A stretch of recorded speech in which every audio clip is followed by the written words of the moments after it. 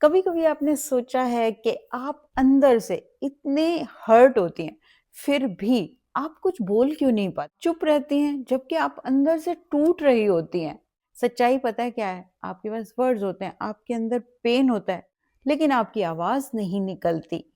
और आज हम इसी साइलेंस की बात करेंगे, क्योंकि ये सिर्फ आपकी एक आदत नहीं है, ये आपका एक इमोशनल वूंड है। मेरा नाम वैसे संध्या गुलिया है और मैं एक काउंसलिंग साइकोलॉजिस्ट, और आज हम समझेंगे कि हम चुप क्यों रह जाते हैं और कैसे हम अपनी आवाज को वापस ला सकते हैं।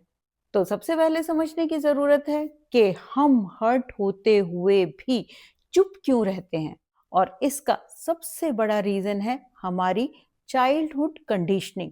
हमें बड़ा ही ऐसे किया जाता है, तुम ज्यादा बोलती हो, ज्यादा तेज मत बोलो, शांत रहो, उल्टा मत बोलो। तो धीरे धीरे मेरे ब्रेन को मैसेज पता है क्या मिलता है, कि जो फीलिंग्स प्रॉब्लम करती हैं, ऊंची आवाज डिसरिस्पेक्ट है और सच बोलना गलत है। उसके बाद दूसरा बहुत बड़ा रीजन फियर ऑफ कॉन्फ्लिक्ट, क्योंकि हम औरतों को ट्रेन ही ऐसा किया जाता है कि आपने घर की शांति को मेंटेन रखना है, घर टूट ना जाए, रिश्ते खराब ना हो जाए, इसलिए हम क्या करते हैं, हम अपने को अंदर से टूटने देते हैं। उसके बाद बहुत बड़ा रीजन पता है क्या होता है, हमने बहुत बार कोशिश भी की होती है अपने दर्द को बताने की, हम कहना भी चाहते हैं, और जब हमने कहने की कोशिश की तो हमारी फीलिंग्स पे किसी ने ध्यान नहीं दिया, सुनी, और वापस सुनने में क्या मिला, इतनी सी तो बात है, तुम्हें तो बात बात में हर्ट हो जाता है, तुम्हें बात बात में रोना आ जाता है। और धीरे धीरे फिर हमने सोचा कोई सुनता तो है नहीं, तो बात करने का क्या फायदा। लास्ट में बहुत बार हम इतना थक जाते हैं कि हम में एनर्जी ही नहीं बचती बताने की, और हम फ्रीज हो जाते हैं और शट डाउन हो जाते हैं। और यहाँ पे हमें समझना बहुत जरूरी है कि जो ये हमारा साइलेंस होता है ना, ये हमारे लिए शांति नहीं, हमारे लिए एक ना सर्वाइवल का तरीका बन जाता है।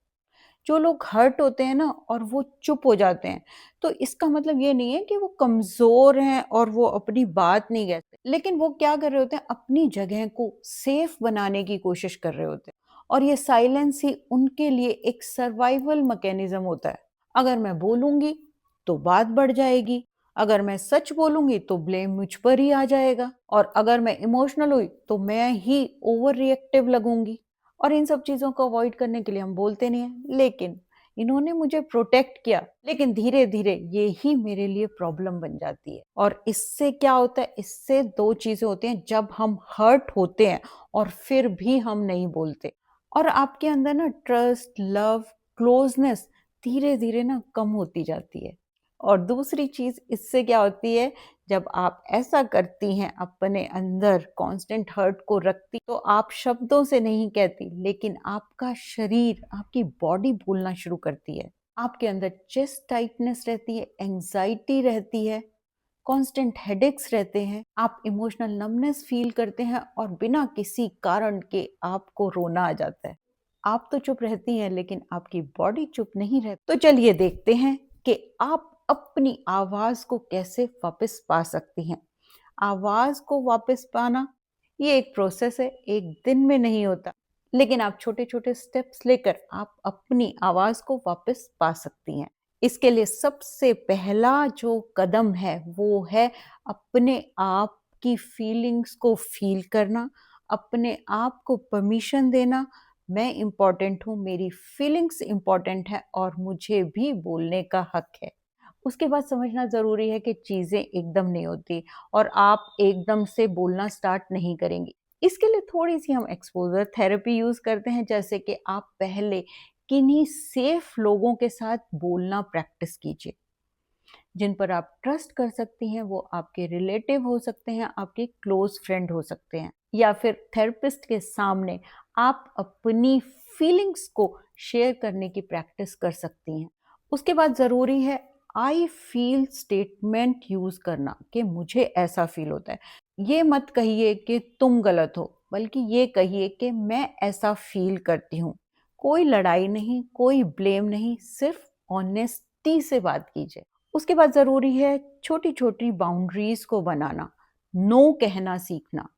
इससे आपका कॉन्फिडेंस बिल्ड होता है। और इसके लिए आज से डिसाइड कीजिए कि मैं अपने आप को ओवर एक्सप्लेन नहीं करूंगी और मैं अपनी फीलिंग्स के लिए बार बार माफी नहीं मांगूंगी। और लास्ट में बहुत जरूरी है अपने इनर चाइल्ड को हील करना। जो बचपन से हमने साइलेंस को सीखा है उसको हील करना।